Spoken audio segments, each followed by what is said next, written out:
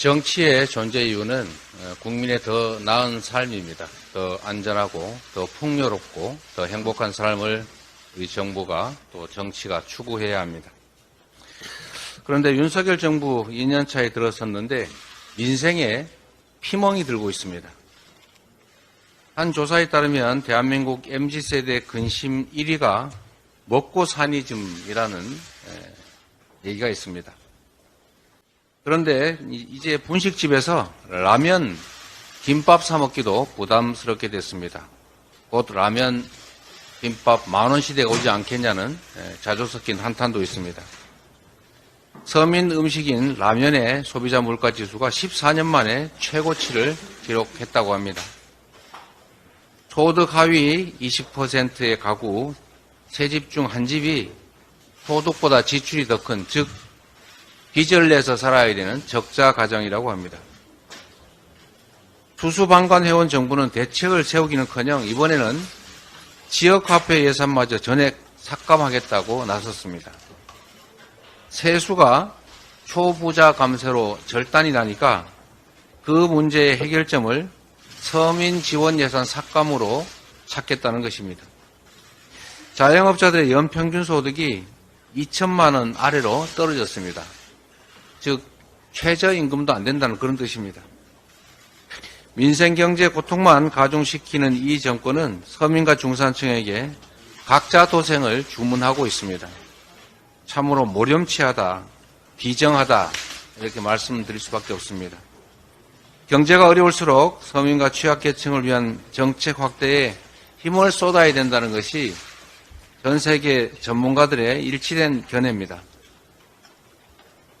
경기 불황, 저성장을 타개하려면 세제 분배 기능부터 강화해야 된다는 지적도 수용해야 할 것입니다. 경제가 이렇게 어렵고 민생이 고통받는데도 현 정부 여당은 정권 노름에만, 권력 노름에만 집중하고 있습니다. 정순신 사태도 또 더 글러리 사태도 부족했던지 윤석열 대통령이 이동관 언론특보를 방송통신위원장으로 내정했다는 말이 있습니다. 참으로 현실은 픽션을 능가한다는 그런 말이 실감납니다. 최초로 핵관이라고 불렸던 MB 정권의 최고 실세 이동관 특보의 자녀가 당시 하나고의 학교 폭력의 최고 가해자였다, 이런 말들이 나돌고 있습니다. 정순신 사태와 비교도 안 될 수준의 심각한 학폭이었는데 학교폭력위원회는 열리지도 않았고 가해자는 전학 후에 유유히 명문대에 진학했다고 합니다.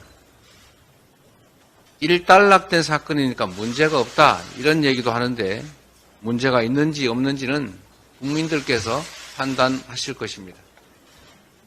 이동관 특보는 MB 정권의 언론 탄압 선봉장이었습니다. 2009년 9월 손석희 전 앵커가 100분 토론에서 하차했고 2010년 박문진, 김우룡 이사장이 이른바 큰 집에 불려갔다 온 다음에 MBC 인사가 이루어졌습니다. 감사원 감사로 정연두 전 KBS 사장도 내쫓았습니다. 당시 국정원 문건에 이렇게 돼 있었다고 합니다.